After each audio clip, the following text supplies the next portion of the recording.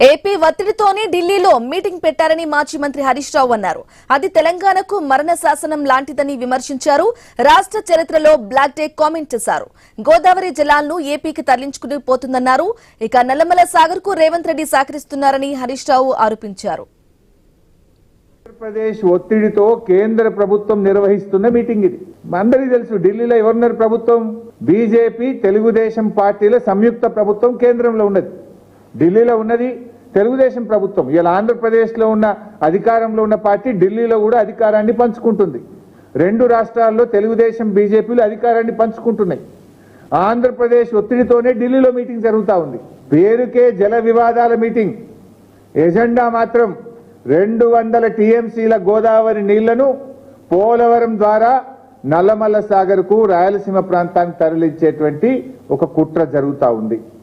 Meeting లో ఆ రోజు కూడా ముఖ్యమంత్రుల మీటింగ్ లో మొదటి ఎజెండాలో మొదటి పాయింటే గోదావరి బనకచెర్ల ప్రాజెక్టు. ఇవాళ కూడా ఆ 200 టీఎంసీలు తరలించేటువంటి ఒక కుట్ర జరుగుతూ ఉంది. మొద్దు నిద్రపోతుంది ప్రభుత్వం, కుంభకర్ణుడిలాగా నిద్రపోతా ఉంది. ముళ్ళుగట్ట బట్టి పొడిస్తే తప్ప ఈ ప్రభుత్వం నిద్రలేస్తలేదు. అది గోదావరి బనకచెర్ల ప్రాజెక్ట్ అయినా, గోదావరి నల్లమల్ల సాగర్ ప్రాజెక్ట్ అయినా జరిగేది మాత్రం గోదావరి జలాల దోపిడీ, జరిగేది మాత్రం తెలంగాణకు నష్టం. ప్రాజెక్టు పేరు మారింది తప్ప ఆంధ్రప్రదేశ్ జలదోపిడిని మాత్రం ఆపలేదు.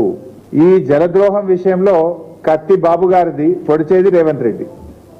వెనకట కేసీఆర్ గారు చెప్పేటోళ్ళు, కత్తి ఆంధ్రోళ్ళది పొడిచేటోడు మనోడే ఉన్నాడు అన్నట్టు ఇవాళ ఈ గోదావరి జలద్రోహం విషయంలో కత్తి బాబు గారిని పొడిచేటోడు రేవంత్ రెడ్డి గారు.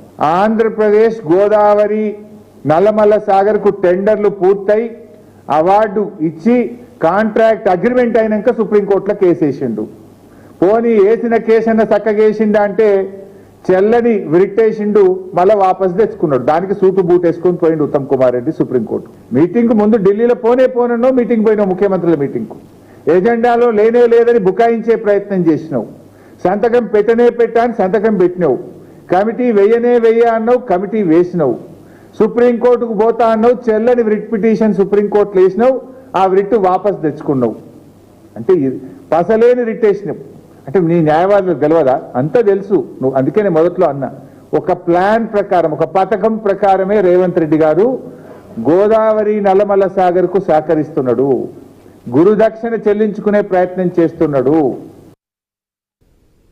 భవిష్యత్తులో దేశం ఎలా ఉండబోతుందో విద్యార్థులు